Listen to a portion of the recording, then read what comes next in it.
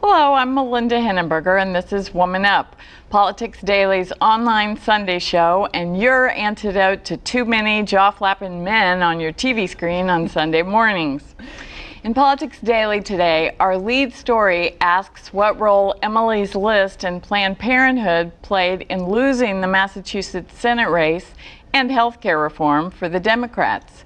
Did longtime Emily's List president Ellen Malcolm announce her retirement in the nick of time?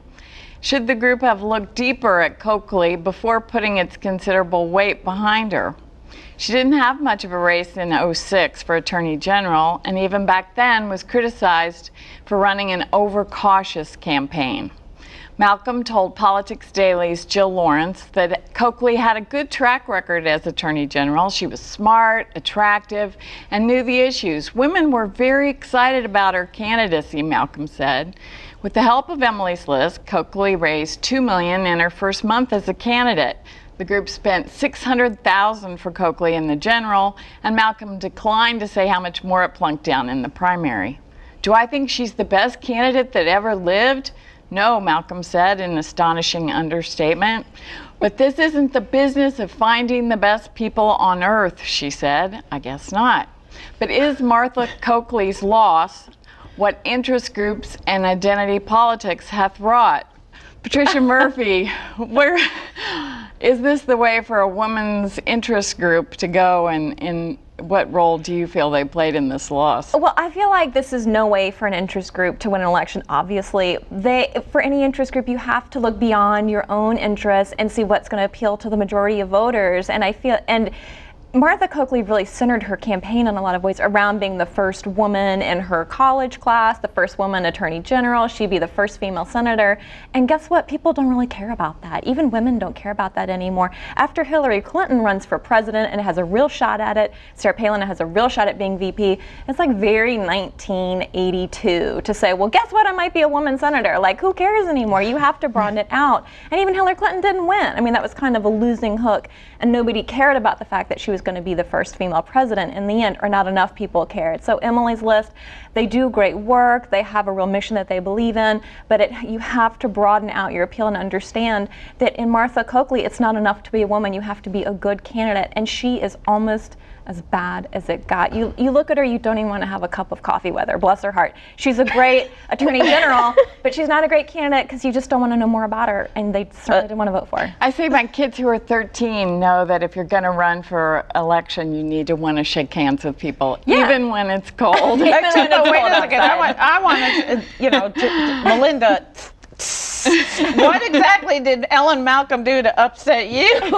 I mean, interest groups, first of all, union contract says they should go overboard pushing their issues and screw things up. If anybody has done terrible messaging on abortion rights in the last 20, 30 years since Roe v. Wade, it's been the very interest groups that are supposed to be championing the cause. I don't hear you taking up for them then. Well, I'm not going to take up, except I am going to say in this situation, I really do think there was so much more than Emily's List going on here. It was the whole Democratic Party, and in a larger picture, it was Obama and healthcare trying to foist it on a state where they already have it, one of the first in the union. A, it's running out of money and not working. B, the general public didn't want health care the way Congress destroyed the whole thing. So it's a good thing. But the question here is whether she would have even gotten the primary nod had she not had all that behind her. Emily Miller, as a Republican, how do you feel about this pro-choice group appropriating your name? It has driven me crazy since I was like 8 and thought it was a list about me. Really, I really wish it'd be like Citizen Jane's List or talking about, I mean, really, it's just so frustrating for all conservative Emilys out there. We just really would like them to change their name. Citizen Jane has a copyright on it, by the way. Okay, right. And I have no problem if Citizen Jane's List was sponsored. But, I mean, back to, I think the bigger issue is whether it's a woman or not is irrelevant. Fact is, this is a judgment on President Obama, the Democratic House, and Democratic Congress. And luckily, this week we had the Supreme Court announcement of a case that favored the conservative view freedom of the First Amendment. Freedom right of the to speech. corporation to channel all the money they free want. speech, as we prefer to call it, the First Amendment right to free speech, and campaign finance. And so it just goes to show you why our founding fathers have a three-part government. Because while you people have taken over the presidency of the House and the Senate, we trump you all. You people. We people, wait a minute. I'm not. We trumped everyone. No. It says you have to check my Facebook page. It says I'm nonpartisan and I toe no ideological line. Okay, what newspaper did you read first in the morning?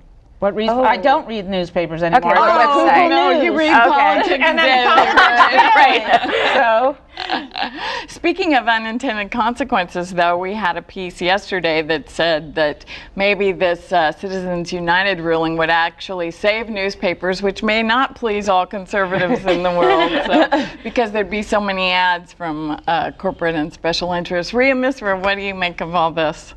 Well, it's the anniversary of Roe v. Wade today, so I mean, it's certainly interest groups in there and the things that they represent are certainly not dead, and there's still a lot of need to organize around these defining issues.